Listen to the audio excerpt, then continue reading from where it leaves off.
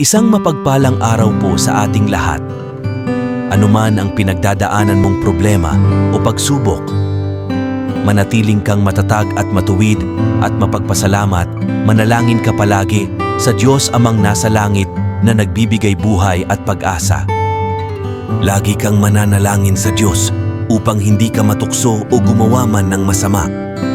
Nasusulat sa Kawikaan 15 verse 9, ang lumalakad ng masama ay kasuklam-suklam sa Panginoon, ngunit iniibig niya ang sumusod sa katuwiran.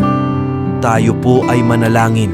Panginoon, kami humaharap sa iyo na may pusong bukas at kami nagpapasalamat na ikaw ay nakikinig sa mga panalangin ng matuwid. Kami humihiling ng iyong biyaya, O Diyos, na kami gabayan sa aming mga hakbang at mapanatili ang aming matuwid na landas sa iyong mga mata.